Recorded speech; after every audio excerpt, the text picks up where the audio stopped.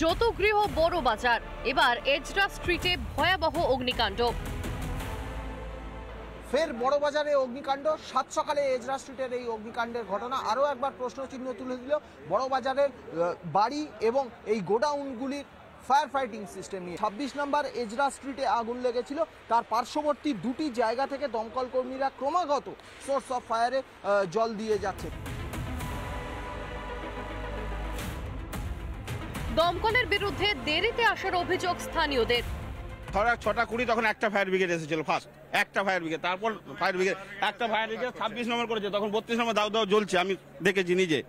হ্যাঁ, 32 নম্বর জ্বলছে, তখন কোনো ফায়ার ব্রিগেড কোনো পারতেন না, কোনো একটা ক্যালকাটা পুলিশ পর্যন্ত এসে পৌঁছায়নি। 1 ঘন্টা লেগে গেছে, ক্যালকাটা পুলিশ কোনো নেই। মার্কেটটা প্রতিবার ইচ্ছা করে আগুন লাগানো হচ্ছে, ইচ্ছা করে।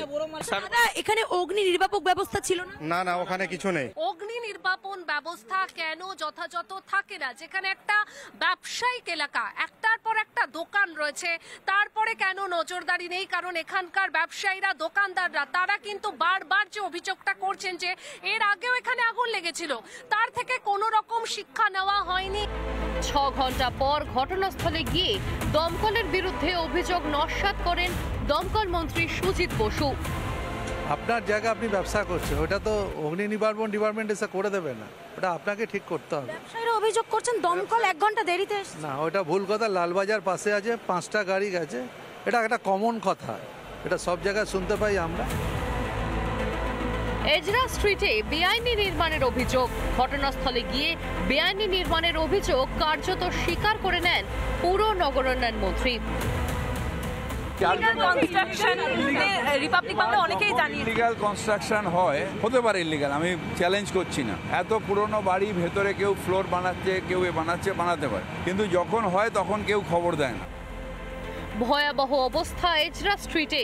বেআইনি নির্মাণ থেকে তারের জঙ্গল, তারপরেও পুরসভা থেকে প্রশাসন কারোর হেলদোল নেই, বলছেন খোদ কাউন্সিলর।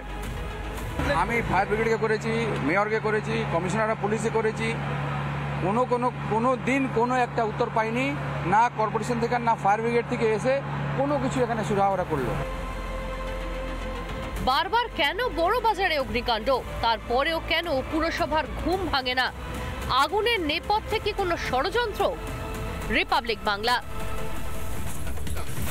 নানা ধরনের কন্টেন্ট দেখার জন্য লাইক করুন, শেয়ার করুন আমাদের ফেসবুক পেজ, সাবস্ক্রাইব করুন আমাদের ইউটিউব চ্যানেল।